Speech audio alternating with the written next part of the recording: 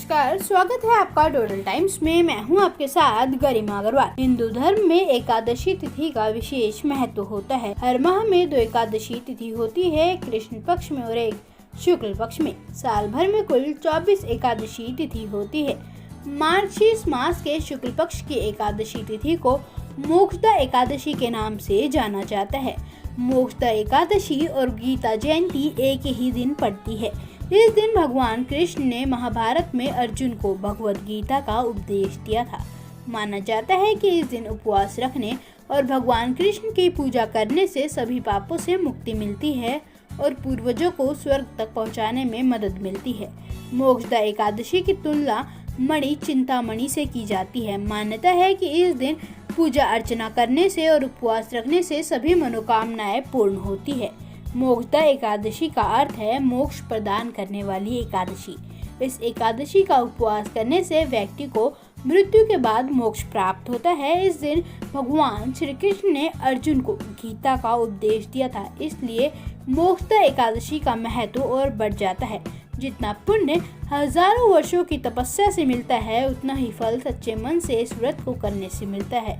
इस दिन नारायण कवच या विष्णु सहस्त्रनाम का पाठ करना बहुत ही उत्तम और फलदायी माना गया है। हिंदू कैलेंडर के अनुसार 13 दिसंबर 2021 दिन सोमवार की रात्रि 9:32 से एकादशी तिथि आरंभ हो चुकी है, जो कि 14 दिसंबर 2021 दिन मंगलवार को रात्रि 11:35 पर समाप्त हो जाएगी। साथ ही व्रत का पारण 15 दिसंबर दिन बुधवार को सुबह 7:05 से 9:09 तक किया जाएगा। आइए अब आपको बता देते हैं एकादशी की पौराणिक कथा। गोकुल नाम के एक नगर में वैखानस नाम का एक राजा राज्य करता था। उसके राज्य में चारों वेद के ज्ञाता ब्राह्मण रहते थे। वे राजा अपनी प्रजा को पुत्रवत पालन करता था। एक बार रात्रि में राजा ने एक स्वप्न देखा कि उसके पिता नरक में हैं। उसे बड़ा आश्चर्य हुआ। प्रातः वह विद्वान ब्राह्मणों के पास गया और स्वप्न सुनाया। कहा, मैंने अपने पिता को नरक में कष्ट उठाते देखा है। उन्होंने मुझसे कहा कि हे पुत्र, मैं नरक में पड़ा हूँ,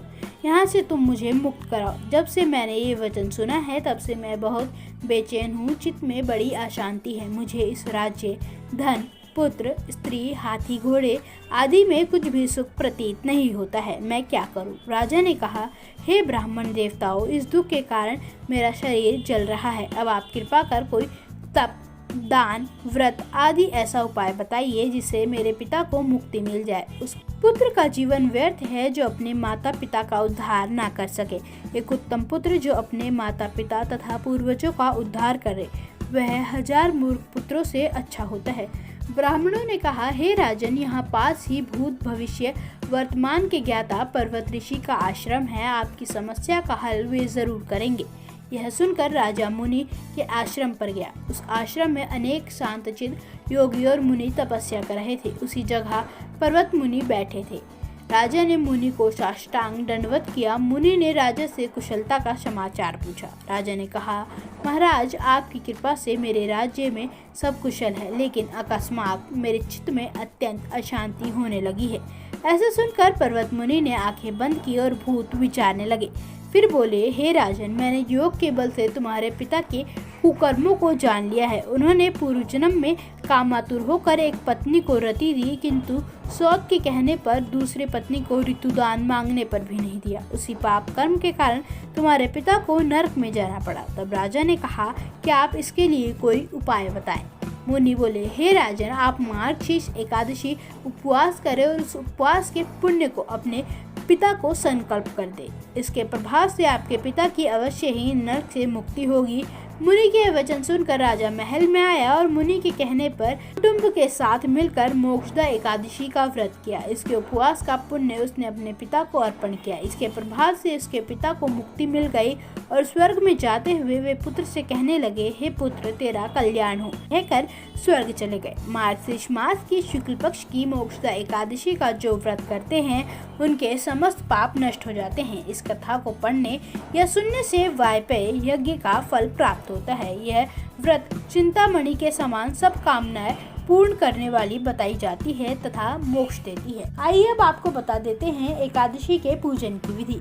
सुबह स्नान आदि से निवृत्त हो जाएं। घर के मंदिर में शुद्ध देसी घी का दीपक प्रज्वलित करें। यदि घर में भगवान विष्णु की प्रतिमा है तो गंगा जल से स्नान कराएं। यदि तस्वीर है तो गंगा जल के छींटे मारें। भगवान को तुलसी दल अर्पित करें। तो इस दिन भगवान का अधिक से अधिक ध्यान करें। एकादशी पर ओम नमो भगवते मंत्र का अधिक से अधिक जप करना चाहिए। हम उम्मीद करते हैं आपको हमारा ये वीडियो पसंद आया होगा। आप हमारे चैनल टोटल टाइम्स को सब्सक्राइब करें, वीडियो को लाइक करें। साथ ही आप हमसे अन्य सोशल मीडिया प्लेटफॉर्म पर जुड़ सकते हैं। लिंक डिस्क्रिप्शन बॉक्स में दिया गया है। धन्यवाद।